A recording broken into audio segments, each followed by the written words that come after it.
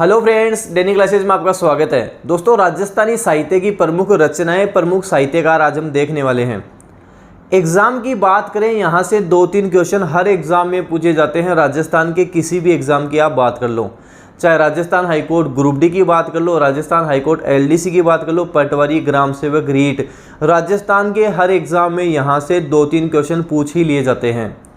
तो जो most repeated हैं, पिछले साल पूछे गए हैं, वो मैं आपको करवा रहा हूँ। ये मोस्ट रिपीटेड है, बार बार पूछे जाते हैं। अगर आपको इसकी पीडीएफ चाहिए तो डेनी क्लासेज के टेलीग्राम चैनल पर इसकी पीडीएफ भी आपको मिल जाएगी। आप याद करना, साथ साथ देखना और नोट डाउन करके चलना, ताकि आप इनको भूलो नहीं। एग्ज़ाम के लिए वेरी वेरी इंपॉर्टेंट है। तो चलिए दोस्तों, शुरू करते हैं। पहला है हमारे पास पृथ्वीराज रासो। पृथ्वीराज रासो चंद्र बरदाई ने लिखी थी। अजमेर के चौहान शासक रहे हैं पृथ्वीराज चौहान तृतीय, उसके बारे में इसमें बताया गया है। जब चंद्र बरदाई की मृत्यु हो जाती है तो उसके बाद पृथ्वीराज रासो को पूरा इनके पुत्र जलहण ने किया था। एग्जाम में पूछ ले कि पृथ्वीराज रासो को पूरा किसने किया था, तो चंद्र बरदाई के पुत्र जलहण ने इसको पूरा किया था, इसको कंप्लीट किया था। ये आपको ध्यान रखना है। अगला है पृथ्वीराज विजय।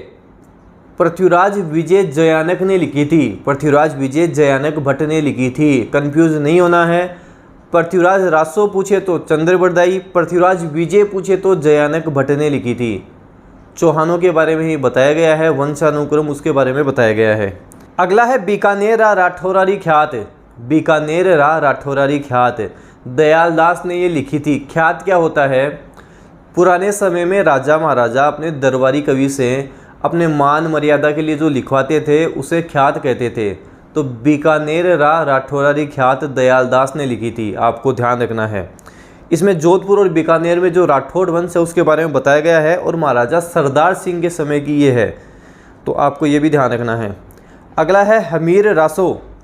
हमीर रासो जोधराज ने लिखी थी।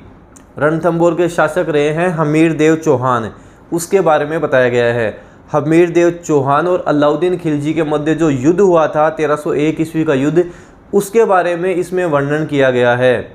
आपको पता होगा राजस्थान का प्रथम शाका भी रणथंभौर में ही हुआ था। राजस्थान के जो 5 इम्पोर्टेंट शाके हुए हैं वो है 1301, 3, 8, 11, 13, रणथंभौर, चित्तौड़, सिवाड़ा, जालोर, जैसलमेर। इस तरह से याद रखना, भूलोगे नहीं। 1301, 3, 8, 11, 13, रणथंभौर, चित्तौड़, सिवाड़ा, जालोर, जैसलमेर। इस सीक्वेंस से आप याद रखना। तो हमीर रासो जोधराज की हो जाएगी। अगला है खुमान रासो। खुमान रासो दलपत विजय ने लिखी थी। मेवाड़ का इतिहास इसमें लिखा गया है। बप्पा रावल से लेकर राज सिंह तक इतिहास इसमें लिखा गया है। तो खुमान रासो यहाँ दलपत विजय हो जाएगा। अगला है ढोला मारूरा दुहा। ढोला मारूरा दुहा कवि कल्लोल ने लिखी है। ढोला मारूरा दुहा कवि कल्लोल ने लिखी है। किस भाषा में है? डिंगल भाषा में। जो मारवाड़ साइड भाषा चलेगी वो होगी डिंगल भाषा, और जो हम पूर्वी दिशा में, पूर्वी साइड में जो चलेगी वो होगी पिंगल। तो आप ध्यान रखना, डीपी से ध्यान रखना, डीपी डिंगल भाषा, पिंगल भाषा। तो जो मारवाड़ साइड जो भाषा चलेगी वो डिंगल भाषा होगी, और बूंदी की तरफ, झालावाड़ की तरफ, और हम बात करें जैसे अजमेर की तरफ जो भाषा चलेगी वो पिंगल भाषा होगी। तो इस तरह आप ध्यान रखना, भूलोगे नहीं। तो ढोला मारूरा दुहा कवि कल्लोल ने लिखी थी। अगला है गज गुण रूपक। गज गुण रूपक केशवदास गार्डन ने लिखी थी। गज गुण रूपक केशवदास गार्डन की लिखी हुई है, ये भी आपको ध्यान रखना है। अगला है सूरज प्रकाश। सूरज प्रकाश करनीदान ने लिखी थी। 2-4 बार बोलना, याद हो जाएगा। सूरज प्रकाश करनीदान ने लिखी थी। जोधपुर का इतिहास लिखा हुआ है। जोधपुर के महाराजा अभय सिंह तक का इतिहास यहाँ पे लिखा गया है।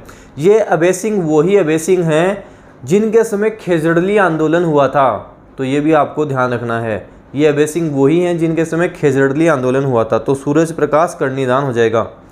अगला है पद्मावत। पद्मावत के लेखक मलिक मोहम्मद जायसी हैं। मैंने मेवाड़ के इतिहास में भी आपको बताया था। पद्मावत के लेखक कौन है? मलिक मोहम्मद जायसी। 1540 ईस्वी में शेरशाह सूरी के समय की पद्मावत लिखी गई है। इसमें रावल रतन सिंह और अलाउद्दीन खिलजी के हुए मध्य युद्ध के बारे में बताया गया है, और उस समय जो शाका हुआ था उसके बारे में वर्णन किया गया है। तो पद्मावत के लेखक कौन है? मलिक मोहम्मद जायसी हैं। अगला है हमीर महाकाव्य। हमीर महाकाव्य नयन चंद्र सूरी ने लिखी है। हमीर महाकाव्य नयन चंद्र सूरी ने लिखी है। लिख लिख कर याद करना, 2-4 बार रिपीट करना, भूलोगे नहीं। वेरी वेरी इंपॉर्टेंट है। एग्जाम की दृष्टिकोण से देखा जाएगा तो सीधे सीधे यहाँ से प्रश्न आएंगे। हमीर महाकाव्य नयन चंद्र सूरी ने लिखी थी। वेली किशन रुक्मणीरी, वेरी वेरी इंपॉर्टेंट। वेली किशन रुक्मणीरी किसने लिखी थी? पृथ्वीराज राठौड़ ने लिखी थी। पृथ्वीराज राठौड़ की लिखी गई है वेली किशन रुक्मणीरी। दोस्तों ये जो पृथ्वीराज राठौड़ हैं ये बीकानेर के शासक राय सिंह के छोटे भाई थे। अकबर के दरबारी भी थे ये, तो राय सिंह के छोटे भाई हैं।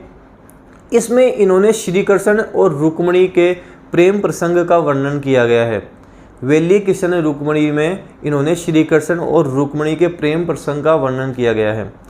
दुर्सा आड़ा ने इसे 5वां वेद और 19वां पुराण कहा है। एग्जाम में पूछा गया था कि दुर्सा आड़ा ने किसे 5वां वेद व 19वां पुराण कहा है, तो वेली किशन रुक्मणी को ही दुर्सा आड़ा ने 5वां वेद 19वां पुराण कहा है। यह आपको ध्यान रखना है। अगला है कान्हड़ देव प्रबंध। कान्हड़ देव प्रबंध कवि पद्मनाभ ने लिखी थी। आरपीएससी में पूछा गया प्रश्न है, कान्हड़ देव प्रबंध कवि पद्मनाभ ने लिखी थी। जालोर के शासक हैं कान्हड़ देव और अलाउद्दीन खिलजी के मध्य युद्ध हुआ था, उसका इसमें वर्णन किया गया है। कान्हड़ देव के पुत्र थे वीरमदेव और अलाउद्दीन खिलजी की पुत्री फिरोजा, उनके मध्य हुए प्रेम प्रसंग का वर्णन भी कान्हड़ देव प्रबंध में है, जो कवि पद्मनाभ ने लिखी थी। इंपॉर्टेंट है, ध्यान रखना है। अगला है राजरूपक। तो वीरभान ने राजरूपक लिखी थी। डिंगल भाषा में ये लिखी गई है। वीरभान ने राजरूपक लिखी थी, आपको ध्यान रखना है। अगला है कुवल्यमाला। उद्योतन सूरी ने कुवल्यमाला लिखी थी। कुवल्यमाला किसने लिखी थी? उद्योतन सूरी ने कुवल्यमाला लिखी थी। अगला है हमीर हट और सुरजन चरित। ये 2 बुक है, एक हमीर हट है, एक सुरजन चरित्र है। दोनों ही कवि चंद्रशेखर ने लिखी हैं। हमीर हट और सुरजन चरित्र दोनों कवि चंद्रशेखर ने लिखी हैं। दोनों ही ध्यान रखने हैं, दोनों ही एग्जाम में पूछे गए हैं। तो हमीर हट और सुरजन चरित्र कवि चंद्रशेखर द्वारा लिखी गई हैं। अगली है ब्रजनिधि ग्रंथावली। ब्रजनिधि ग्रंथावली ये जयपुर के महाराजा रहे हैं प्रताप सिंह, सवाई प्रताप सिंह द्वारा ये लिखी गई है। ये वही सवाई प्रताप सिंह हैं जिन्होंने हवा महल का निर्माण करवाया था। सवाई प्रताप सिंह ने ही हवा महल का निर्माण करवाया था, तो आपको ध्यान रखना है। ये ब्रजनिधि नाम से कविताएं लिखते थे। सवाई प्रताप सिंह ब्रजनिधि नाम से कविताएं लिखते थे। अगला है बिसलदेव रासो। बिसलदेव रासो नरपति नाले ने लिखी है। चौहान शासक रहे हैं विग्रहराज चतुर्थ और उनकी पत्नी के प्रेम प्रसंग का वर्णन इसमें किया गया है। विग्रहराज चतुर्थ और उनकी पत्नी थी राजमती, उनके प्रेम प्रसंग का वर्णन इसमें किया गया है। अगला है अचलदास खींचीरी वचनिका। अचलदास खींचीरी वचनिका ये शिवदास गार्डन ने लिखी है। अचलदास खींचीरी वचनिका शिवदास गार्डन ने लिखी है, आपको ध्यान रखना है। अगला है राव जेतशिरो छंद। राव जेतशिरो छंद बीठू सुजा ने लिखी है। बाबर का पुत्र था कामरान और राव जेतसी के मध्य जो युद्ध हुआ था उसके बारे में इसमें बताया गया है। तो राव जेतशिरो छंद बीठू सुजा ने लिखी है। अगला है वंश भास्कर। वंश भास्कर वेरी वेरी इंपॉर्टेंट है, अच्छे से ध्यान रखना है। बूंदी के महाराव राम सिंह के कहने पर सूर्यमल मिश्रण ने वंश भास्कर लिखी थी। बूंदी के महाराव राम सिंह के कहने पर सूर्यमल मिश्रण ने वंश भास्कर लिखी थी। वंश भास्कर को पूरा इनके पुत्र मुरारीदान ने किया था। सूर्यमल मिश्रण के दत्तक पुत्र थे मुरारीदान। मुरारीदान ने वंश भास्कर को पूरा किया था, कंप्लीट किया था, अच्छे से ध्यान रखना है। अगला है वीर विनोद। वीर विनोद के लेखक हैं कवि श्यामल दास। तो वीर विनोद कवि श्यामल दास ने लिखी थी। मेवाड़ के महाराणा सज्जन सिंह के ये दरबारी थे। मेवाड़ के महाराणा सज्जन सिंह के दरबारी थे। वीर विनोद कवि श्यामल दास ने लिखी थी। उदयपुर का जो सिटी पैलेस है उसमें भी वीर विनोद के बारे में बताया गया है। अगला है चेतावनीरा चुंगटिया। चेतावनीरा चुंगटिया केसरी सिंह बारठ ने लिखी थी। वेरी वेरी इंपॉर्टेंट है। 1903 में जो दिल्ली दरबार लगा था उसमें मेवाड़ के महाराणा फतेह सिंह जी जा रहे थे।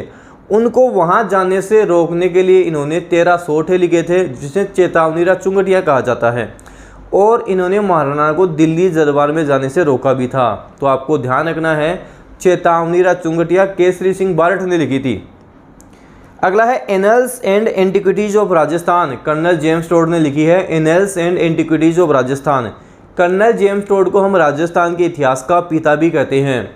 कर्नल जेम्स टोड के बारे में मैंने विस्तार से अलग से एक वीडियो बनाया हुआ है, अगर आपने वो वीडियो नहीं देखा तो अच्छे से देखें। कर्नल जेम्स टोड एग्ज़ाम की दृष्टिकोण से इम्पोर्टेंट है, आपको डिस्क्रिप्शन में उसका लिंक मिल जाएगा, वहाँ से आप ये वीडियो देख सकते हैं। अंतिम है हमारे पास पाथल और पीथल। पाथल और पीथल कन्हैयालाल सेठिया ने लिखी है। पाथल और पीथल कन्हैयालाल सेठिया की लिखी गई है। ये चूरू में सुजानगढ़ है, सुजानगढ़ के रहने वाले थे। पाथल और पीथल ये महाराणा प्रताप के बारे में लिखते थे, वेरी वेरी इंपॉर्टेंट है। पाथल और पीथल इनकी इंपॉर्टेंट है।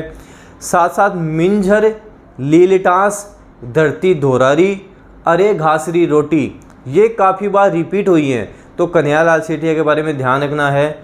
एक तो हम ध्यान रखेंगे पाथल और पीथल, एक हम ध्यान रखेंगे मिंझर, एक ध्यान रखेंगे लीलटास, धरती धोरारी, अरे घासरी रोटी, ये सारी इनकी लिखी गई हैं, वेरी वेरी इंपॉर्टेंट है। तो ये मोस्ट इंपॉर्टेंट चॉइस रचनाएं हमारे पास हो चुकी हैं।